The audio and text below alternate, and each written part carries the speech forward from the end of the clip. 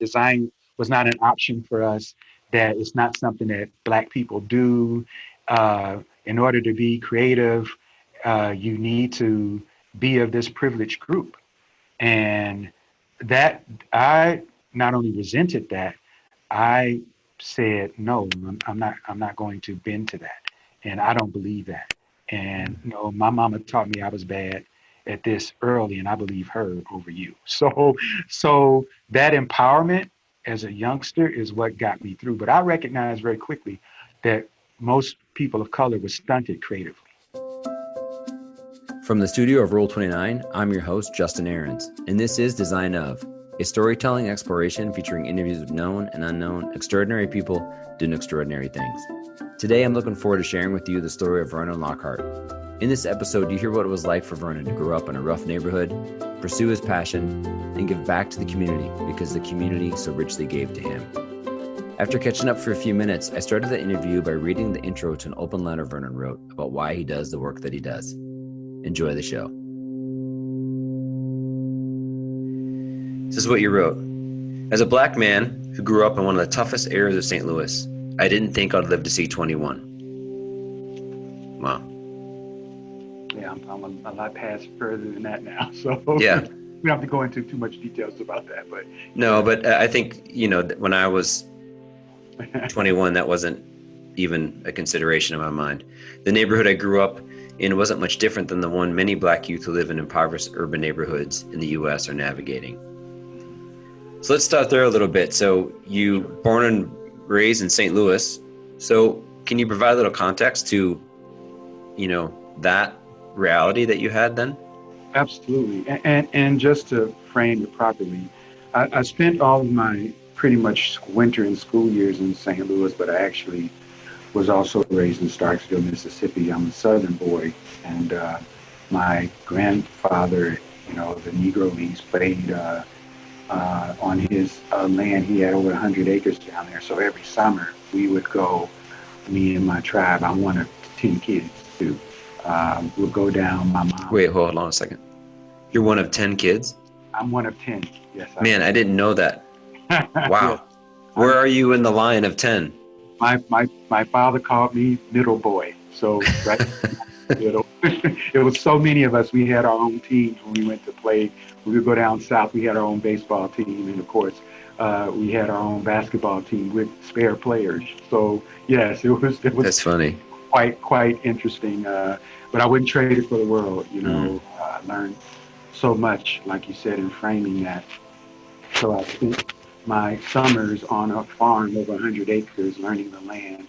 My background is Native too, so learning the importance of the land and the value of land. And my grandfather told me when I was young, the most important things on this planet are most important commodities actually are people and land. And those that exploited the most, as well as fought for the most, as well as taken advantage of the most. So that in the context of growing up in St. Louis, I saw a lot of that. I grew up in a very tough area of St. Louis. I grew up off a street called Wabada. I found out now through the navigator that it's actually called Wabada. I didn't know that as a kid. And it was near a street called Goodfellow. On the corner, there was this fish market, and I didn't realize it. When you're growing up in an area and it's what you don't know that it's impoverished until you see other things, and so kids with teas and stuff, you grew up near the fish market, and things like that. But, it was a tough area, but it was a whole lot of love. I had my tribe, my brothers, my siblings, my brothers and sisters, and we, protected one another. I learned a lot about business, from my parents. They actually, in the Deep South, my grandfather actually had a bootleg operation. So he was illegally selling moonshine to a lot of the troopers and things in the Deep South. And so nice. We actually started selling. I was actually selling liquor. They called it Clearwater down there. You want your Clearwater, you come up to see us, right? And off the back. And that stuff will erase your memory. Ooh, who you telling? So I have a lot of uncles whose memories were completely gone. No, let me stop.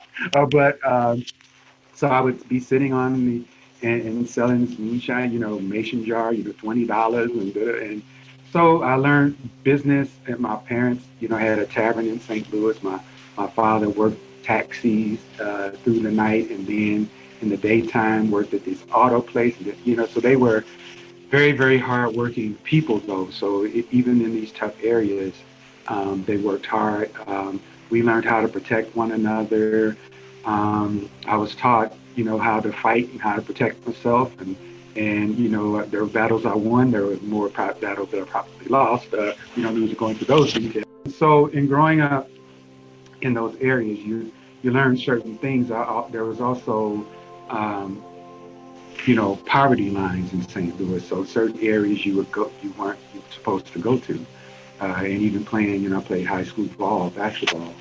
And I remember going with my friends and after a game, we were on the bus stop and, basically got, a beat down, because we were in the wrong area at a certain night.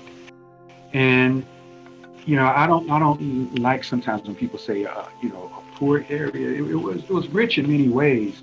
It didn't have resources. It's probably what I would say a better way of putting it, because again, there was lots of love there. And even growing up in those rough areas, there was a code of ethics. It wasn't like it is now. It's much worse now. It's gentrified. That area is much more. My mom's house is one of the few that's left, in that whole area. We protect it because we know the value of land. But when you look at how those areas and the different levels of community, things would come in and you would see it. Like when you would see a liquor store in the corner, or you would see, it wasn't like a tavern. My parents had a tavern business where people would come watch the ball games and things like that. But when you see just a liquor store all of a sudden show up on your corner, you kind of knew that. And then drugs hit. And then you could really see the area go down. And also code of ethics would change. Like, you start seeing gangs and you start seeing, all these things where when I was growing up, you would fight, but you would live to tell about it, right? You get into, I got into fights because, somebody was picking on my sister, or got into fights because my sister said I could beat somebody, which I couldn't at the time, but so she was trying to cash checks that you couldn't back up, huh? I couldn't deliver on. She even said I should have got my other brother. Oh, that's funny. They're too well on that. So, but like again, there was this definitely community feeling, and of course the way my parents raised me. It was some tough love there, but also the importance of the tribe. Having explored some of his childhood, I asked Vernon what was his earliest experience with racism. Yeah, one of the most toughest experience when it came to racism was actually going with my parents down to Mississippi to Starkville, and we were all in the car and together, and we normally pack food and go, but for some reason we had eaten most of it, and my dad, who I affectionately call Fate, I affectionately call my mother Baby Girl, give permission to call her that name. So we get to this restaurant, Stuckey's, I think it was, and we go in and to sit down, and we come in and we just kind of sat ourselves, and we were sitting there, and nobody came over to serve us, right? We were just sitting there, and then my father, Fate, kind of looked around, and and this look came over his face. I never forget it, and he kind of got up and he said, told one of the persons that was serving, we've been here for a while. Then the young lady looked him in the eye, and then this young man came and said, "We're not serving you all. You all. I don't even know how you got in here. You shouldn't be." And the look on his face, and I think they kind of wanted to protect us from some of that. But I was just looking at him. He said, "Let's go, let's go." And then he kind of looked at him and said, "You all better be glad that I'm with my kids." Right?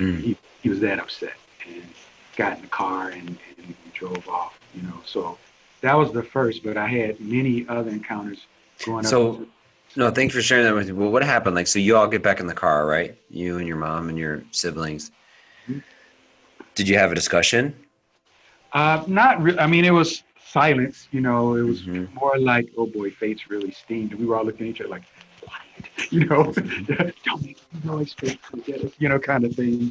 But at the same time, I did kind of, I would always go to my mother, go to baby girl, and kind of would follow a conversation and say, so what was that about? And she kind of, would give me a little more context. And she said, uh, they didn't want to serve us. They were racist. And she said, you never don't ever feel like you have to take on the identity that people are trying to force on you. And they were trying to make us feel like we were beneath them. And your father has had a lot of experience in that growing up in Jackson, Mississippi. And so he doesn't talk about it a lot, but it's very deep pain for him. And of course, just even now, I'm learning about about even family members that were lynched and things like that I didn't even know about. That happened back then. They just didn't tell you. Exactly. Oh my But goodness. when I went to Jackson with my father, actually, it was one of those trips down there. He drove me around in certain areas, and he would say, so and so was killed over there, or this and that happened over there, and I was just going, wow, recently, and I was at the Civil Rights Museum for the African American Association of Museums conference, and they had it at the Civil Rights Museum in Jackson, Mississippi. And actually, reading on the walls, I actually saw a family member who was lynched, one of those who was being described. So, impact of those kinds of things I can't even describe. Knowing that you've been connected to such, just such racial tension. Well, that's hatred, evil. Yeah. Hate, exactly. Yeah. Hatred.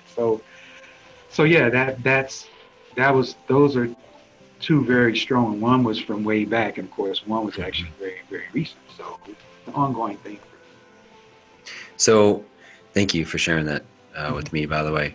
Sure. So you're in this 10, 12 person household, and you guys were, I really loved what you said about you didn't feel poor, but it was more felt under-resourced in some ways. I don't want to just kind of blow over that as that's like, an easy thing, but I'm going to assume at some level, though, being a creative in that community, again, this could be showing some of my ignorance or bias. So if it is, forgive me. No worries. Isn't something that people were like, hey, I want to go be an artist or a designer or something. Like how did you navigate that? Like, when did you know? Yeah. Well, definitely interesting when it comes to creativity and what it meant for me. So let me say this. For me, creativity is a thing that probably saved my life. I know that. Right? And I'll give you some depth of what I mean. So when I was really young, I started sketching and doodling, and so in most communities, impoverished or not, that's a natural thing for creators to start sketching. But what it is what kind of response they get when they do it. That's what makes all the difference. So for me, I was very fortunate. I was blessed in a unique way that my mother wanted to be a designer, and in the 50s and 60s, that was unheard of. She was now a designer or artist, or did she know what design was? She did. She wanted to be an artist / designer. She had Vernon. That's like exceptional. That it is. It's a very, very rare thing, and I recognize that. So there on the farm, Starksville, Mississippi, her and she's a big tribe of them too. It's about, I think, the same number, if not more. But her and her sisters, so her sisters wanted to be nurses and doctors and things like that, right? And school teachers. So when they told my granddad, Jim Petty, these things, they became a part of the Great Migration coming north. Well, my mom, baby girl, she was like, I want to be this designer artist. I want to be this person that does. And they were like, what is that? What? And so she wasn't part of that. Instead, she worked on the farm and worked at this sort of burger joint to get money to buy these books called Famous Art Course books. And those books, um, when she studied, it was Norman Rockwell and all these designers and artists of old. And Awesome. she went through it was commercial art. Mm-hmm. So she went through the programs and the exercises. It was a series of 5 books. So, and those were dear to her heart, of course.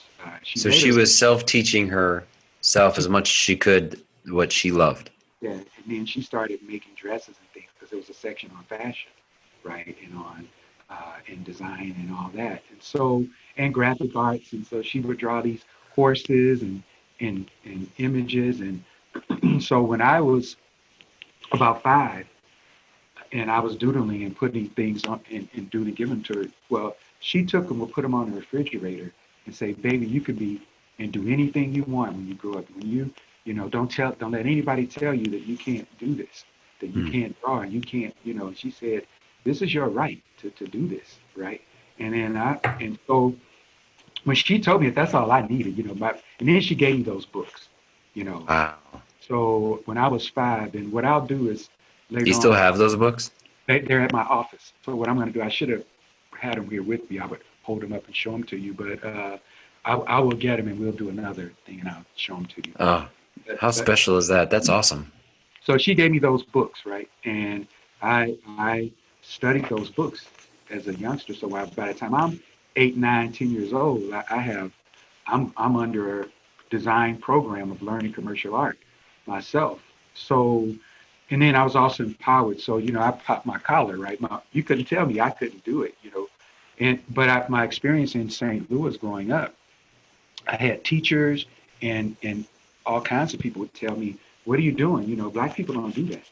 You know, Mm. I literally had a teacher say that to me. That uh, I got in trouble for it. Sketching and drawing, and basically said, that's not something that black people do, and that was offensive to me. I was Yeah. like, well, I could care less what you say. My mama told me I can do this. My mama said I'm bad. So I had a conflict. Thank God for your mom, right? Right, exactly. I Yeah. had and my dad told me, showed me how to use my hands, and my mom, uh, So so your dad was all good. He supported oh, it?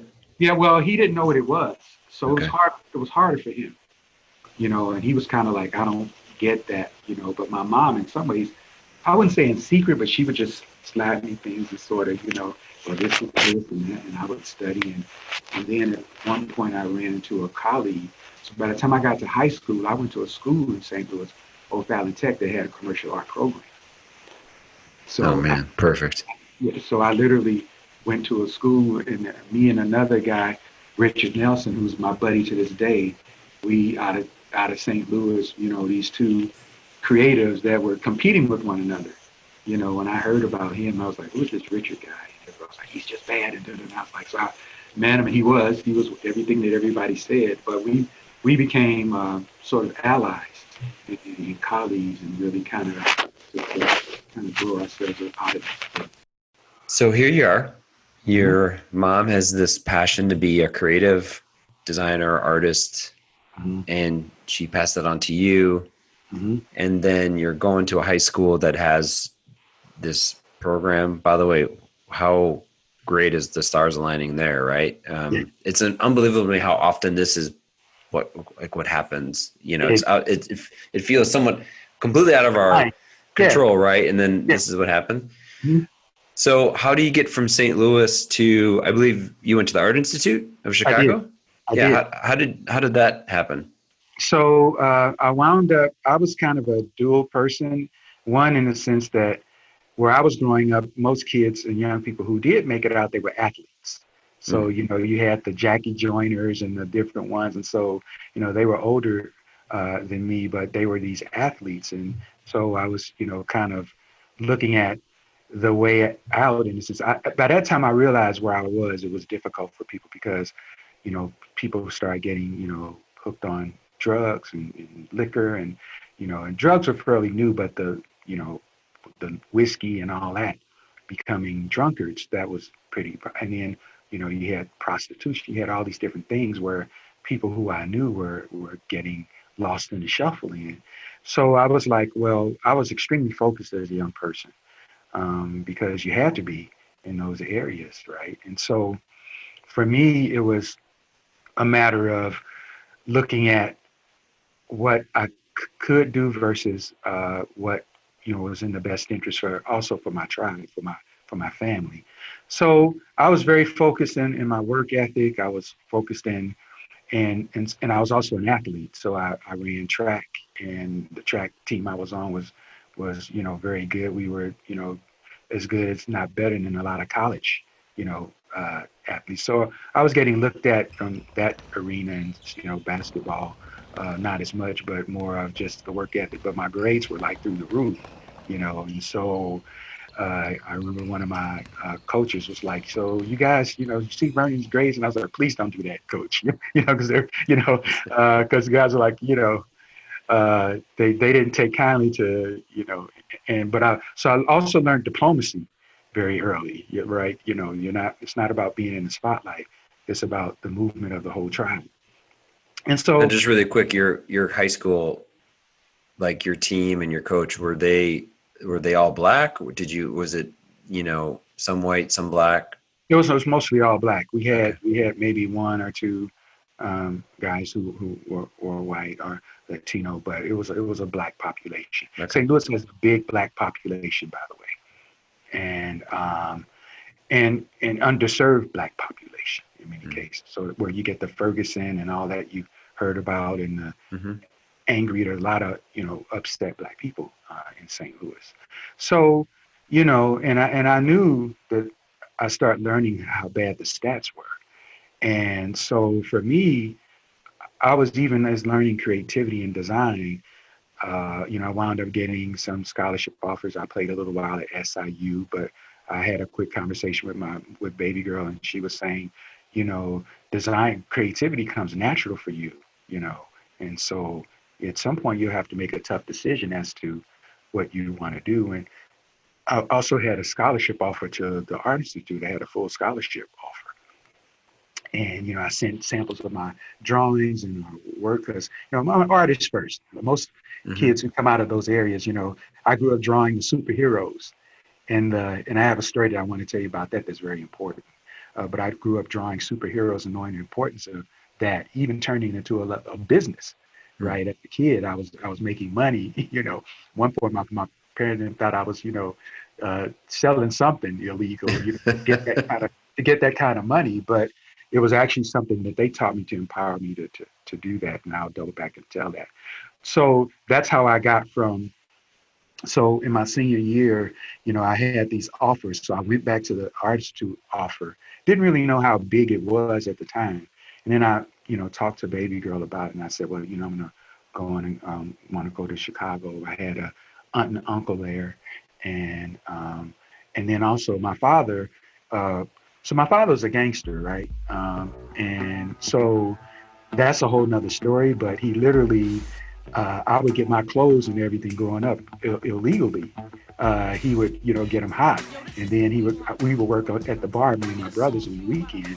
And we would come in and he would go, hey, middle boy, hey, Pocat, come here and try this on. Try this jacket on and try stuff on. And he'd be like, you like that? But yeah. And he'd go to Goldfinger different ones and say, give me 3 phones for it. And they'd be, they said, look, that's what I'm paying you. They take it again. I was going, it's a strange way of doing business and buying your kids. The store comes to my dad. Yeah, exactly. I was sitting there going, this is interesting. But that's how we got a lot of our clothes and everything, And I knew he was a little. People would tell me stuff about me, your dad fake. He's this person. And I was like, who? But I realized it was for real when I was getting in high school playing ball, and he had this fancy leather jacket that he had got me. And it was through that same process. And it was one of the coolest jackets ever, right? And I was wearing it. I came from the game, and I was walking, and same thing, these guys pull up. And these were some black guys. They pulled up, and they just ran up on me and my teammates, and they hop out the car, and they, basically pull weapons out on us and said, give me your jacket. And I was mad. I was like, I ain't giving you my jacket. I had my own little, I have two sides. You have this nice side, but also have this side where, no, I'm not going to bend. And Right. they were like, my friends were like, give me the jacket. I'm like, no, I ain't giving the jacket. And the guy, he threatened me, and I said, okay, fine. I gave him the jacket, and they drove off, right? And so I came home for dinner and we were all at the table, and Faith goes, where's your jacket?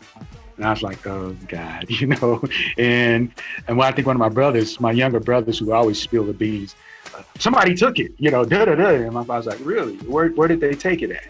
And I said, I was over off Southwest Highway. And so they took the jacket, and he said, okay, fine.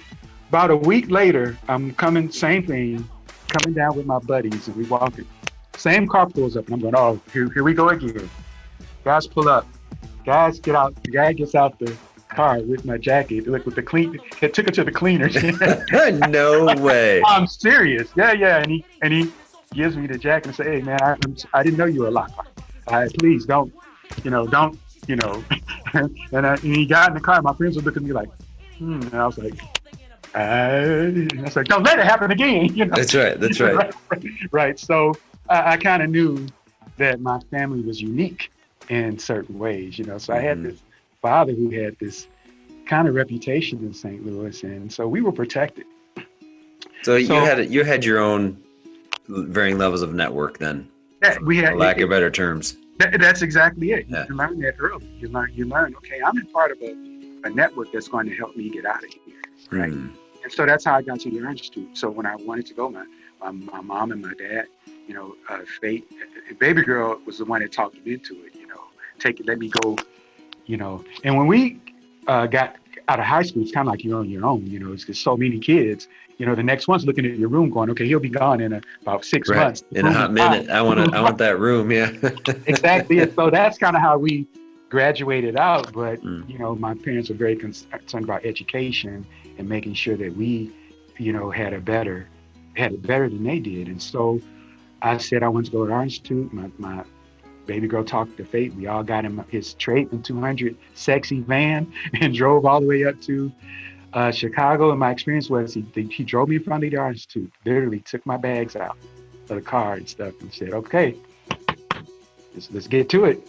And I was going, what? that was my send off. He basically said, and my mother was crying. And at the time I was tougher. And I didn't realize the importance of that kind of thing. And we would just do this.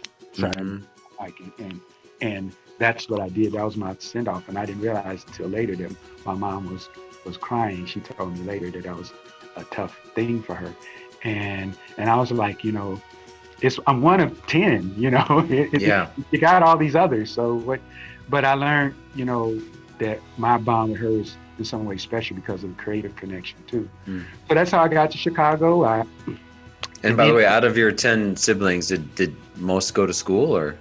All of them did. Oh, that's awesome. Yeah. All of them went to school, and have done well for themselves. That's all because of the love that I got, not just my parents, but the community. It's tough community. They were very loving to me and to our tribe, but also my aunts and uncles, who I do a lot of these things for them. And to that point, and I'll get back to it in a second, but I'll finish this part of the story. So my father did say, oh, here's one thing, a number. It's just a number on it.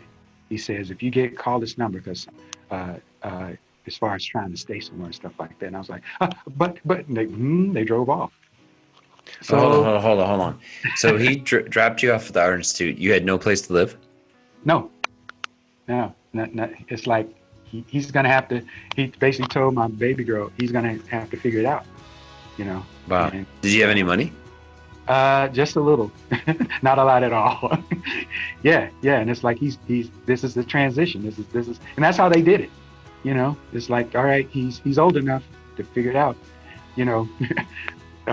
hope you work through it. Yeah. Son. Good luck, son. Yeah. It was tough luck. And so, but that was one of the best things that occurred for me because I figured it out very quickly. I went into the school, into the missions department, and said, I'm new here, and da da da, and I got a scholarship, and they started working with me to set some things up. I took the number he gave me, I called it. It was actually my my uncle, James Lockhart. They call him Jimmy, and he was actually this like he was this dude. He was this super handsome, just amazing. Streetwise man, and he had a lot of ladies, right? So I remember, I just put it that Jimmy, way. Uncle Jimmy. Yes, Jimmy. And sure enough, so I went to on the south side. I called, and he's like, "Who is this?" And I said, "I'm Vernon." He was like, "Vernon who? Vernon?" And I said, "I'm Fate's boy." And he said, "Oh, blank, man, well, I live over here on this address. Come on, you know." So I came over and I knocked on the door, and sure enough, I knocked on the door, and this woman's like, "Jimmy, somebody here to see you," kind of thing. And he comes with his robe to the door. It was, like kind of a movie, right? He comes to the door, and I was like, "Jimmy, I'm Vernon." And then he said, "Yeah, I know who you are." He said, "Yeah, I gotta." I said, "So my fate told me to get you." So he said, "Yeah." He said, "Yeah, I owe him. I owe him like a debt. He owed my father." And he was like, so my father wouldn't take his legs out. He was like, okay. So he had this basement, like hot Austin Powers pad Yeah. in the basement. He had the little strobe lights and everything. And he was like, so you can stay down there until you get on your feet and everything. And so that's how I wound up, staying here at the leopard couch and all that. That's an amazing experience. And so, that's how and I wound up staying there. Actually, my friend Richard, who he was still in St. Louis, because he didn't have, but he had the same scholarship. So he wound up coming up a semester later, and we wound up like converting that space and paying rent, and I was able to. That got me on my first year and a half or so, couple of years, until I wound up moving and all that. Wow. But great experience, Uncle Jimmy. Uncle Jimmy, yes. I love it. Well, hey, before we jump to, fast forward a little bit to where, kind of through school to where you are now, why don't you share with me your superhero story? Yes. So when I was around young, at the same age, I was actually went to school, and you know how kids can be brutally honest. So yeah. And what grade were you here, or what age? I was around maybe 11, 12, and I'm trying to see what grade that was, but maybe 6th or 7th grade. Mm-hmm. It was around in that area. Yep. But I went to school, and I some of the kids, they started teasing me. They said, "Look at his head, it's so pointed. He's got a football head." And I was like, "Oh." Then they said there was this character called Ultraman, a superhero, and they were like, "He's Ultraman, Ultraman." And I was like, "Oh," it just crushed me. And I was like, "Oh." So I went home with an attitude. Went in the house, and baby girl said, "What's wrong with you?" And I said, "Kids at school call me Ultraman, and I'm pissed." And and she said, "Wait a minute." Because I would actually run home from school to watch Ultraman. It was like this whole series. And I would, Hayata, using the beta capsule, Hayata becomes Ultraman and fighting other creatures. And my baby girl goes, "Wait a minute. Didn't you say, isn't Ultraman a superhero? Isn't that who you run home from school to see every day?" And I said, "Yes, ma'am." She said, "Boy, you better learn how to take that negative and turn it into a positive." And then I said, "Okay, baby girl, I think you're right." So I went upstairs, and I created this whole outfit, the Ultraman uniform and the beta capsule light and everything, and I designed this whole shirt. And I went back to school the next day, and the kids are like, Ultraman. I was like, "Yep, that's right. That's me." And yeah. I was like, yep. And then they 360. They were like, "Ultraman, yeah, you're the man." And I quickly learned the power of branding. That was my brand experience. So to this day, if you look on our website, and my close associates know that that's my name. They call me Ultraman. And so if you look on our artist's website, you'll see Ultraman. I have at our studio, we have figurines everywhere. So we all have our alter egos. So Ultraman is mine, and if you look on the site, you see the baby Ultraman. So that's kind of, for me, my beginnings. And so I started actually creating a business because other kids wanted to be their alter ego superheroes, and I was into Marvel and all that. So I started drawing all these superheroes for kids and then doing Zodiac posters and stuff and selling them. And before you know it, I created this little mini business as a kid. And, I'd be having 30, 40, 50 bucks in my pocket. If my mom, went through my, discovered I had this money. She's like, what are you doing? What are you doing? I was like, I'm doing what you told me, baby girl. I created a, logo business so yeah. So you're a natural entrepreneur. So you're you morphed from your dad's, who knows, nefarious affairs or whatever, right? Yeah. And you're selling sort of personal brand alter ego that posters. That's amazing. Yeah. So that was as a youngster, and so for me, this was all natural. The reason why osmosis exists, now I'm going to segue to that real quick because I know our time. So baby girl, when I was little, when I started growing up and knowing the divine intervention and the saving grace to get past 21 and so by the time I got to close to 21, I started telling baby girl, I realized what was done for me. I said, baby girl, I'm gonna get you this big house. When I become this great designer, I'm gonna buy this for you. I'm gonna get you these dogs. I'm gonna get that. And I would do that all the time. She said, baby, I don't need that. I'm good. I got my house. I got my request to you is when you see a young person with that gleam in their eyes like you have and like you have, then you pay it forward. You help them. That's how you honor me. In their lives, how, me and a consortium of other designers of color did osmosis. So yeah, they're down here. Okay. And so that's hold on. Let me help segue a little bit to this too, because I don't want to miss this point, because I think this is a valuable building block, and also for those who are not people of color, probably don't realize the fact that, and maybe they do, I don't want to make that assumption, that design specifically, from my experience so far in the almost 30 years now doing it, is a very white profession. I can speculate on reasons why, because it feels like a very privileged opportunity to be able to, go to that kind of schools and have that kind of equipment and that sort of thing. Unlike the awesome opportunity you had as a young guy being in a high school that had that. Is that true statement? Is that true both then and now at some levels? Extremely true. I recognized very early, especially when I was going to school and in schools and in different universities, and seeing that I would be the only one, or maybe 2 to 3 at the most, in a class of 20 students.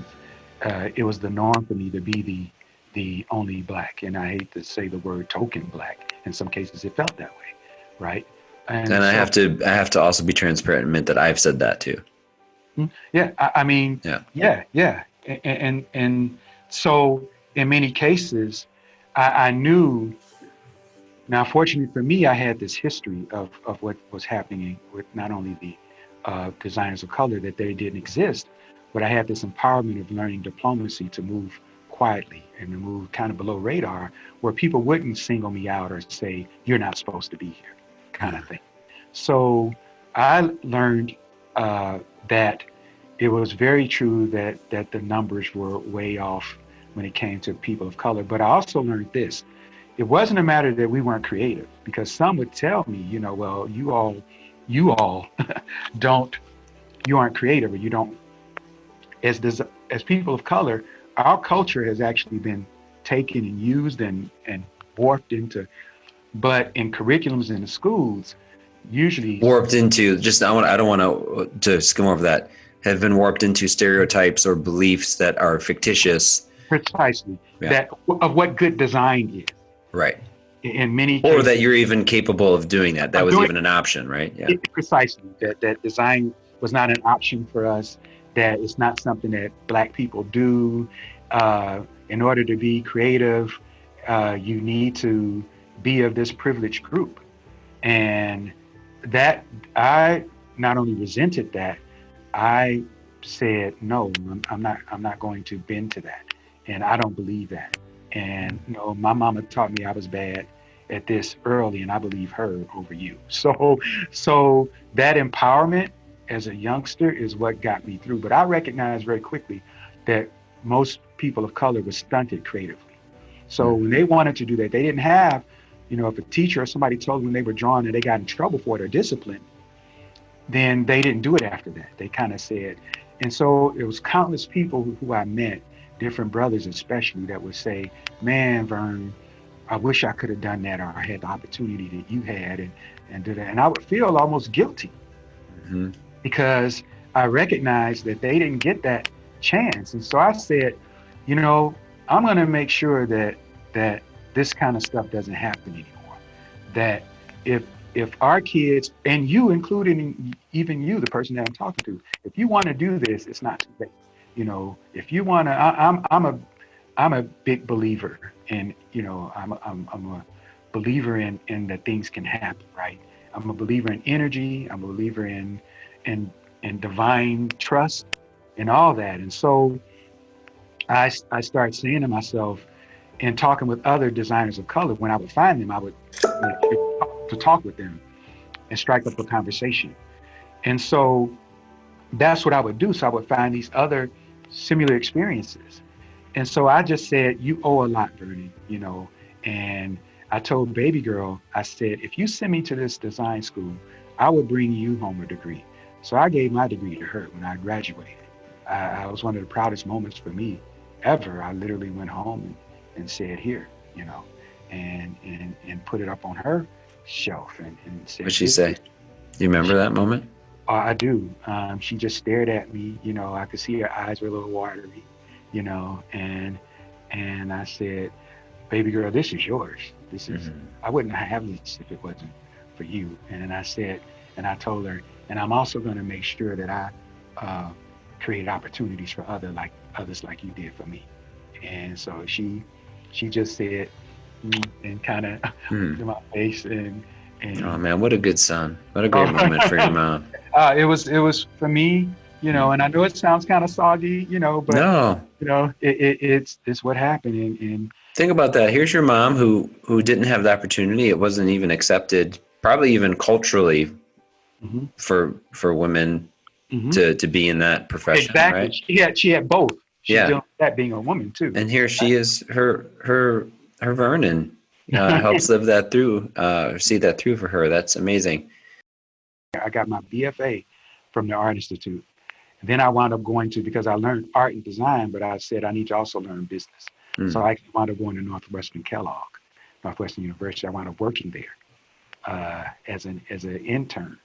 And they had an incubator program. And also, if you work for so long, you could get, certain credits and stuff to take other courses. So I wound up taking the Kellogg Business Incubator course for business. And that's kind of how I started building Art on the Loose. And there was a colleague, Dick Dessner, there, and he was white, and he still is white. but so we met, and I met him at a company called Films Incorporated when I was doing freelance work. So before I got to Northwestern, I was freelancing and all that. And by the way, too, I had to work as a security guard at the Art Institute for 2 years, working as a night guard, because my scholarship didn't go up with the tuition.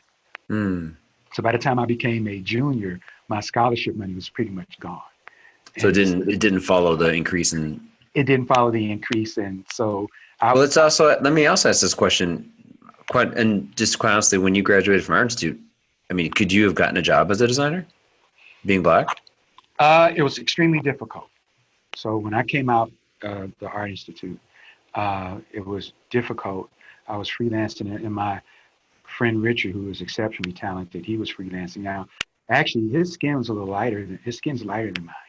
And I noticed that in some cases, he could get in the door quicker than, so I would be with him. And a couple of places, he actually wound up working at VSA. Well, it was called Vogel Stoic then. And Dana Arnett was one of the first persons I know he met and he freelanced and worked with. So I actually snuck in and started taking on jobs. Me and Dana laugh about this today. I start working and doing some projects, kind of slipping in with him.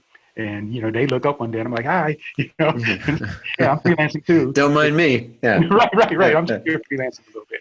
And so I actually presented at VSA recently and telling that story, So it was very difficult. I wound up getting a job. This young lady, Julie Zola, was working at the Museum of Science and Industry, and she was dealing with her own racial stereotypes, uh, and she was, I believe she was Latino, but she hired me, and I started working there and doing some freelance projects, and then working at Films Incorporated. So, quite frankly, it was a lot of the women in the lesbian community that would kind of, I was working with a woman, Shirley and Barbara, and they had this film they were doing called By the Light of the Moon, about the history of Genesis and all that. So I started freelancing with them doing animation because I took animation in college too. Okay. So I took a bunch of different courses. I didn't limit myself, which is why Art on the Loose is called Art on the Loose today. I was like, I'm not going to be limited.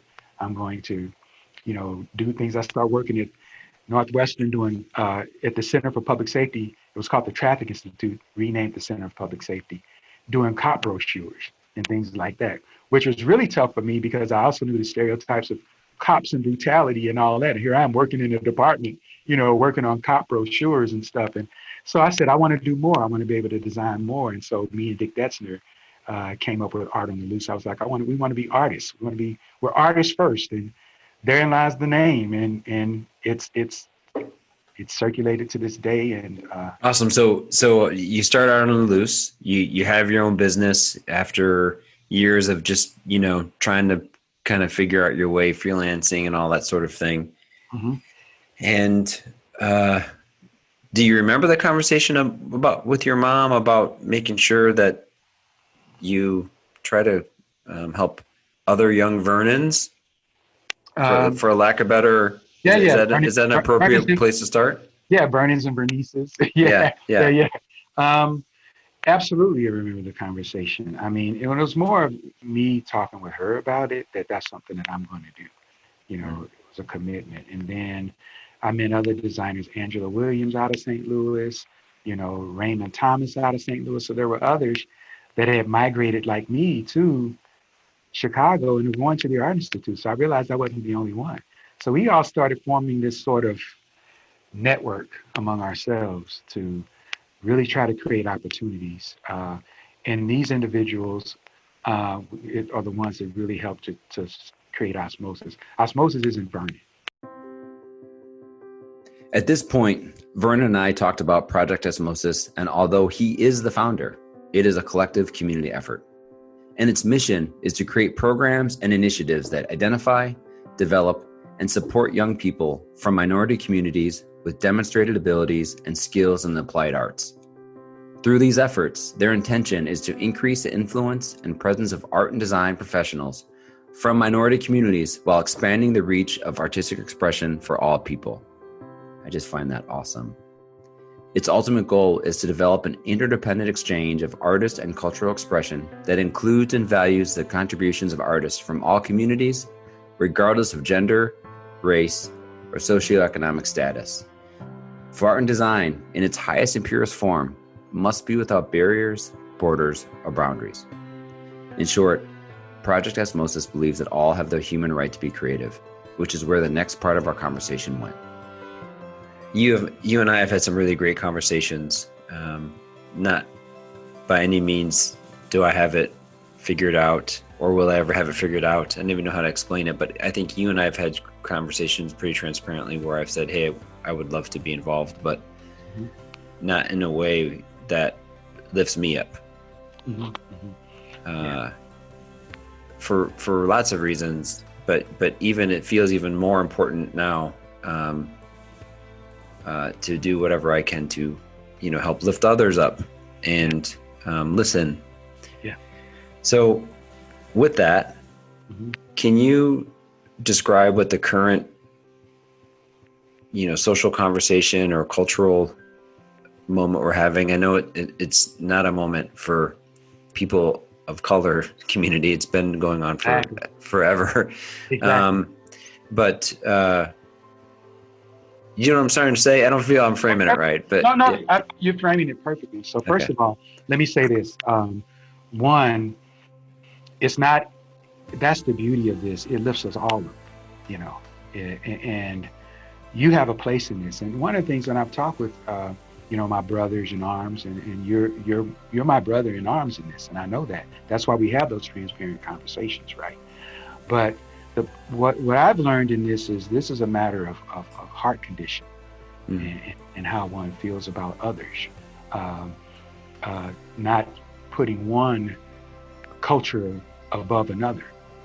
So in schools and universities, they teach uh, Bauhaus, they teach German, they teach Swiss design as the design, as what's considered good design. Well, I lecture on design inclusion. I lecture and teach about other cultures and other design, and the young people in osmosis that we teach and work with. We tell them, look, it's not just about those cultures; it's about all the cultures. Learn them all, and just like they have the human right to be creative, you have the human right to be creative. So you have the human right to bring your energy, your creative talents, your culture, what you've learned about other things into a creative process. It's not just limited to Swiss design or Bauhaus design. It's Brazil design. It's design over in Zimbabwe. It's design, in Asia. And so once people recognize that and they don't stereotype it, that design is not a good old boys network, it is a network. Design is a problem solving tool. That's what design is. And that's what I've learned from my mentors like Leroy Wimbush and Chuck Harrison, Cheryl Miller, these design greats of color who've walked before me.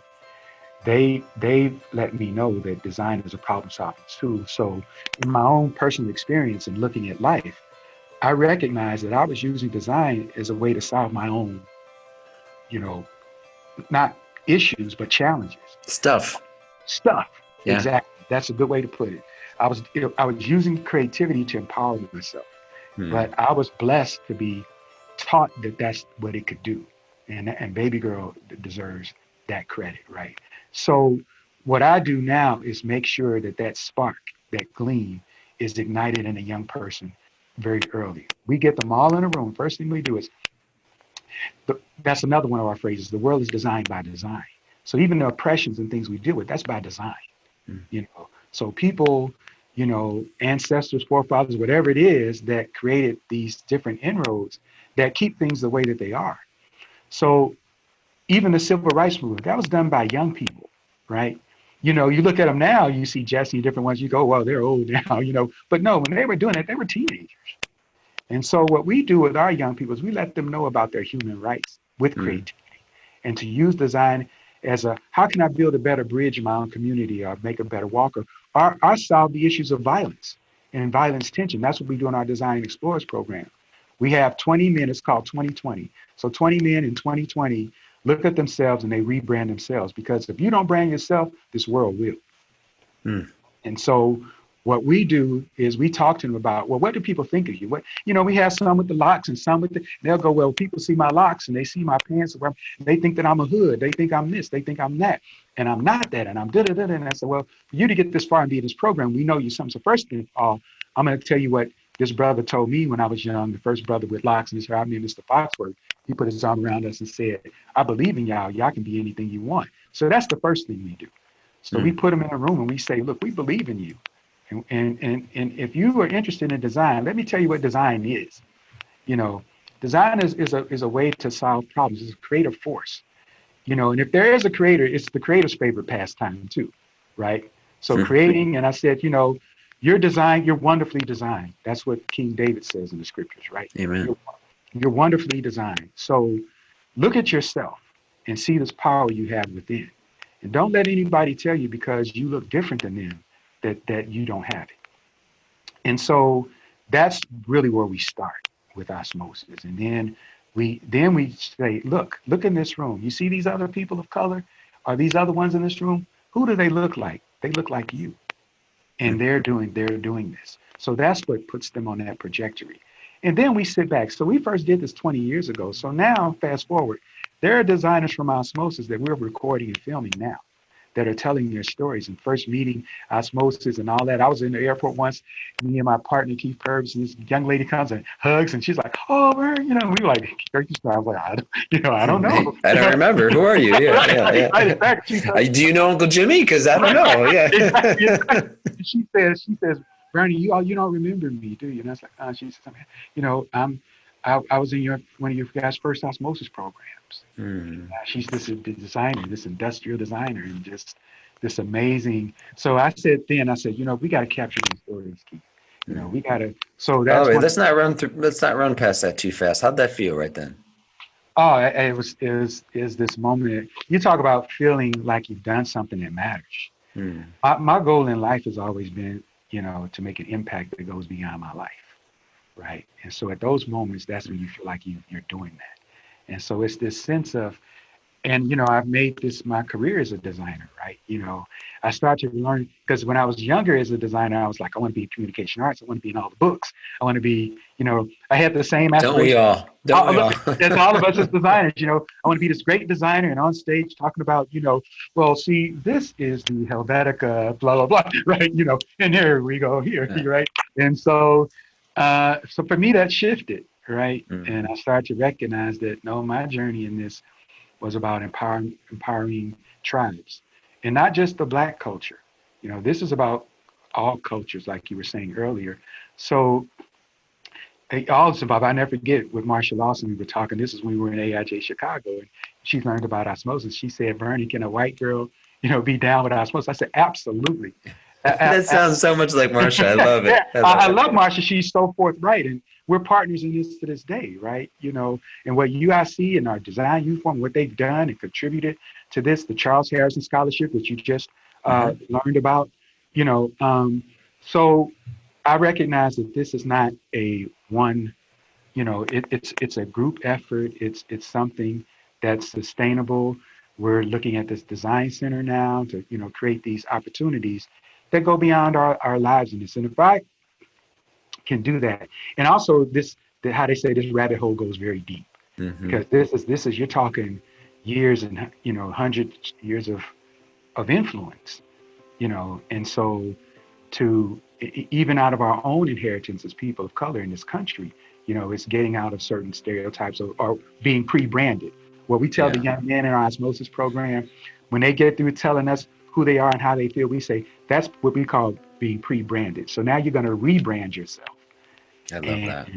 And that program is one of the best things that we do. And so it's part of our Design Explorers workshop. And we do that with young women now, young men. And then we watch. What we do is we have creative startup kits. We recognize that they have their own creative journey. So we don't try to dictate what we just path. Right. We don't try to do that. We put them in rooms and we say, okay, you all talk about creativity and about branding and about how now they know what it is. Oh, I love it to see them go back and forth, and even the tension between themselves, because now they're using design to look at how they can create better things. And that's where we're charged as creatives. It's not just about our careers and about being in magazines. Don't get me wrong, no disrespect to those things. I found we wound up being in a communication arts, but it was about an article on osmosis, right? And I said, that was very gratifying for me. We've had some design work in there too, but I never thought that when I see the article about osmosis, that would be more moving to me than anything else. And so that's what matters. That's what matters, man. And so, hey, I got to tell you something.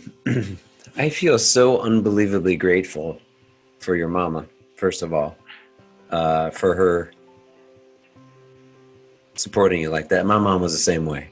And our stories, although very different, are very similar in the sense that creativity saved my life, gave me something to navigate a situation that for me in my context was challenging, right? So thank you for sharing that with me, but also more than anything, thank you for inspiring me, but so many others to be a part of, and this is going to sound cheesy and trite, but it's true, brother. I've seen it, making our world better, more educated, more inclusive, more equitable.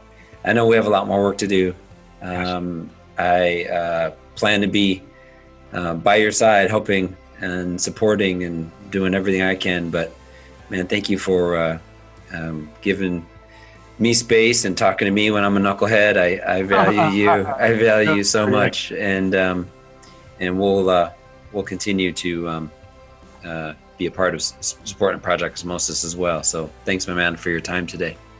Thanks, Justin, and I appreciate you and Rule 29, what you've done in this movement. I'm grateful, and taking out your time and even including your track in this movement. I'm grateful. So yeah, it's a deep dive for us, but when this center is standing, we'll look at each other and say it was more than. I tell you what, let's make a deal right now on the show. When that center is standing, we'll go find some of your relatives and go get some of that moonshine and have a toast. Hey brother, I can get that for you real easy. So all right, my man. All right, man. I appreciate you. Thanks so much. Appreciate you. Talk soon. All right, take care. Bye. Thank you, Vernon, for encouraging us all to serve each other and to be the kind of heroes that are kind, uplifting, and have a heart for all in their communities. For more on Vernon and his work at Project Osmosis, please go to projectosmosis.org. While there, you can see the latest events, consider donating, learn more about the center, and to help expand on the belief that we all have the human right to be creative. I would also like to thank Sleeping At Last for providing our show's soundtrack. For more on Ryan and his music, please go to sleepingatlast.com or search for Sleeping At Last wherever you get your music from. To Design Of's audio engineer, Steve Wick, who was so inspired and excited by this episode that he wanted to give you his favorite superhero theme song. Here comes Speed Racer, he's a demon on wheels. I hope you enjoyed this episode as much as I did making it. If so, please give us a ranking on iTunes or wherever you listen to your podcasts. Tell others about our show and stay tuned for the next episode. Please follow us on Twitter at Design of Podcast and check out our site at rule29.com/Design of Podcast. See you next episode.